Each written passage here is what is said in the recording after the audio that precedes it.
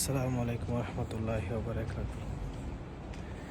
লা ইলাহা ইল্লাল্লাহর জিকির, এটা যে কত ফজিলতপূর্ণ একটা জিকির সেটা আমরা ভুলেই গেছি অনেকে। রাসূলুল্লাহ সাল্লাল্লাহু আলাইহি ওয়াসাল্লাম বলেন যে তোমরা তোমাদের আপন ঈমানকে তাজা করতে থাকো লা ইলাহা ইল্লাল্লাহর জিকিরের মাধ্যমে।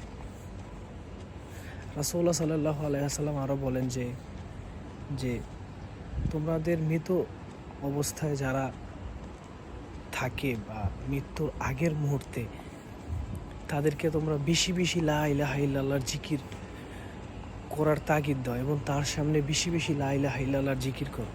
কারণ সে যদি তার মৃত্যুর আগে লা ইলাহা ইল্লাল্লাহ বইলা মৃত্যুবরণ করতে পারে তাহলে তার জন্য জান্নাত।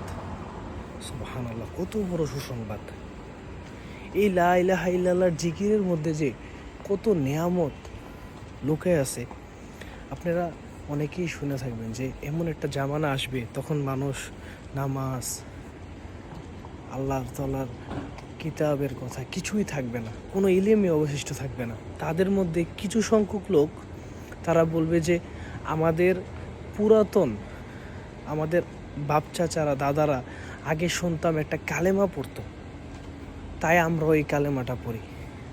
তখন তারা এই কালেমাটা পড়তো, সেই কালেমাটা হচ্ছে লা ইলাহা ইল্লাল্লাহ। তখন সাহাবী রাসূলুল্লাহ সাল্লাল্লাহু আলাইহি সাল্লামকে জিজ্ঞেস করলো, ইয়া রাসূলুল্লাহ, এই কালেমা তখন তাদের কি কাজে আসবে? তখন রাসূলুল্লাহ সাল্লাল্লাহু আলাইহি সাল্লাম বললো যে এই কালেমাই তাকে নাজাত দিবে।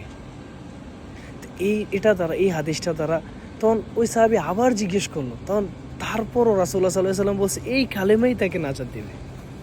তারপর সে আবার জিজ্ঞাসা করলো, আবার রাসূলুল্লাহ সাল্লাল্লাহু আলাইহি সাল্লাম একই কথা বললো যে এই কালেমাই তাকে নাজাত দিবে।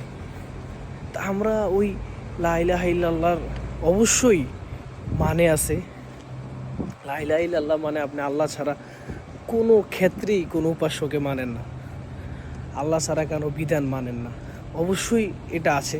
কিন্তু লা ইলাহা ইল্লাল্লাহর জিকিরও এর পাশাপাশি অনেক গুরুত্বপূর্ণ, যেটা আপনাকে লা ইলাহা ইল্লাল্লাহর প্রতি অটুট রাখতে অনেক বেশি সাহায্য করবে।